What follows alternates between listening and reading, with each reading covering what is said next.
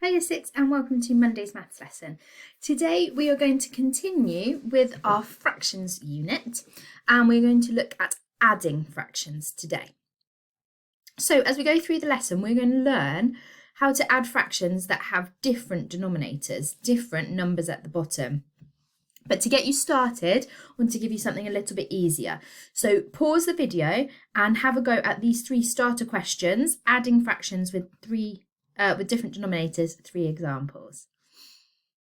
Okay, so let's have a look at answers. These should be a little bit easier than what we're going to move on to next, but let's just check we're all on the right track. So, because they have the same denominator, we can think of them as being pieces of the same whole. All right, remember last week I explained that the top number of a fraction, the numerator, shows how many pieces you've got or you've had or you've taken or you're talking about. And the bottom number of fraction, the denominator, shows how many pieces there are in the whole. So these are two chunks out of the same whole, effectively. I can show it on this little diagram just to be really, really clear. So if we're thinking of this as a pizza, in this addition, I'm going to have 1, 2, 3, 4 of those 12s. My friend's going to have 1, 2, 3, 4, 5, 6 of those 12s. So if I add all those pieces together, that will be 10 of those 12s. In this example, we've got an 8-slice pizza. I'm going to have 1, 2, 3. My friend's going to have 1. So adding those pieces together, we've now had 4 8s.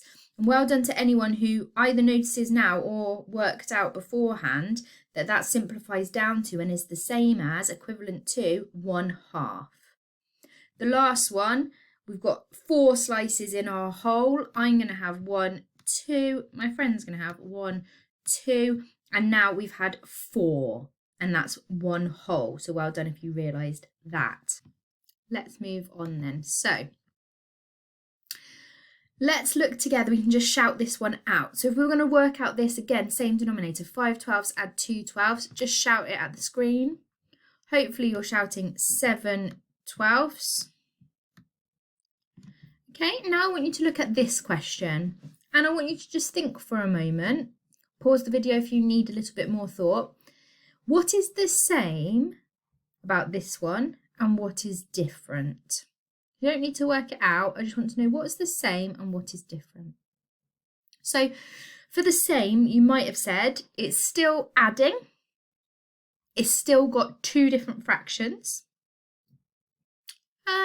Still got a 2 in it, you might have said. But what's different, and this is where it's most important, is we do not have the same denominators. So the denominator here is different to the denominator there. We cannot just add them, because if I have my 7-slice pizza and I'm going to have 4 pieces of the 7, but then my friend has 2/3, I can't just take 2 because 2/7 isn't the same as 2/3.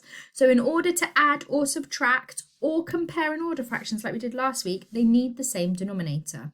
So this is going to link back to what we did last week, simplifying fractions and finding equivalent fractions. So how do you think we are going to solve it? If you've got an idea, then pause me and have a go. If you've got no clue, that's fine because I'm going to go into explaining it, okay? We need to find a number that both of our denominators will go into, okay? In other words, I am looking for a multiple of 7 and a multiple of 3, a number that's in the 7s and a number that's in the 3s. Can you think of one, a number that's in both the 3 times table and the 7 times table? Hopefully you had thought of 21. Okay, so 21 is what's called a common multiple. It's in the 7 times table and it's in the 3s. Let me show you now how, once we've got this number, the steps that we can follow to convert the fractions. So I have got 21 as my new bottom number. Okay, so that's find a common denominator. That's step 1, finding that number. We found 21. Step 2 is then changing that fraction. So I have to look at my first denominator, it is 7. And I need to think, what am I timesing 7 by to get 21? And I'm timesing it by 3. This helps me then with my top number, because I have to do the same to the top. So I'm going to take the top number and times that by 3 as well, which is where the 12 comes from. Then in my second fraction, I look at my number. I'm going to have to multiply by 7 this time, because 3 times 7 is 21. I have to always do the same to the top and the bottom, multiply by 7, so I'll get 14. Once I've got two fractions with the same denominator, I can just add up as normal and leave the denominator the same. 12 add 14 would be 26. Now this looks a little bit strange because it's got a bigger number on top. It is called an improper fraction, and that is fine. We'll go into that in more detail another day. Let's have a look at this example then. If you feel like you've understood, then pause me and go off and have a go on your own. If you're not sure, then just go through it with me. Step 1, find a common denominator. So we need to look at the denominators we've got. I've got a 5 and I've got a 3. I need to think what number is in the 5 times table and the 3 times table. I'm going to go with 15. Okay, so 15 is going to be my denominator, and that's going to be the same in the two fractions and in the answer. Now I've got to get from my fractions that I started with to 15. So from 5 to 15, what will I times by? Shout it out at me. 5 times 3. That helps me to know what my top number is going to be, because I have to do the same. So times it by 3. 3 times 3 is 9. Now that fraction's finished and I look at this fraction. What will I times 3 by to get 15? I will times it by 5. I must do the same to the top number as I did to the bottom number. Times it by 5. 4 times 5 is 20. So then I've got 9 fifteenths add 20 fifteenths, and I can just add as normal. 9 add 20 is 29. Again, the top number's bigger, but it doesn't matter. It's an improper fraction. Okay, let's have a look at this one then. Get rid of these arrows, I don't really know why I put them there. So, same thing.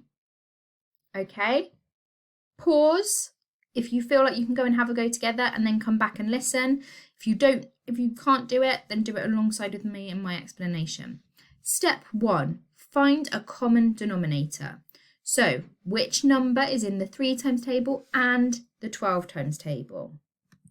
Okay, I am going to go, I'm thinking of my 3s and I'm thinking of my 12s. And remember, if you can't do this in your head, then we're going to write down our 3s. 3, 6, 9, 12, 15, and so on. 12, 24, 36. Okay, as we go, let's carry on this one, 18. As we go, we'll realise that there'll be a couple of numbers we could use. So for example, if I carry on my 3s down here, I'm back to doing dodgy pen work again.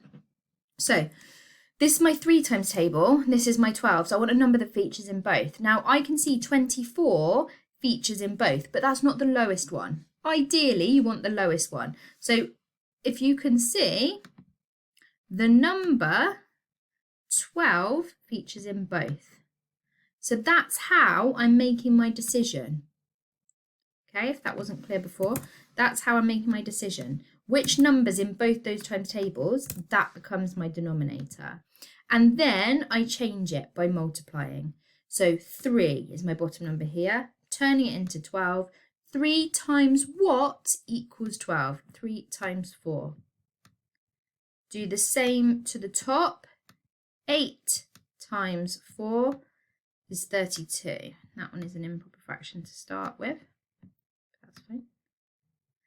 Hopefully you're seeing how important times tables are going to be for fraction learning here. That's why it's really important to practice. Now, 12 is already over 12, so I don't need to do anything to it. I'm just going to copy it down, staying the same. Okay, now they're both over 12, and I just add as normal. 32 add 10 is 42. Now again, it's an improper fraction, but that is not a problem. Okay, right, so that's 3 examples there. If when you're doing your independent work later, you've forgotten what to do and you need to come back and have a look, then do. The video is staying on YouTube, you can watch it whenever. As always, there's a main adding fraction sheet where you're going to have to do adding different denominators using this method. There's an easier one if you want to ease yourself in. And then there's challenges. There's a challenge sheet, and then there's 4 different challenges, and the one at the end will probably take you quite a long time to do as well, so you can get your teeth into those. I hope that that was helpful. I hope that that's going to help you with your activity today. As I say, come back to it if you need to, because you can watch the explanation as many times as you want once you start the independent thing. So if you need any help, please drop us an email, drop me an email, and I look forward to seeing how you get on. Thank you for watching.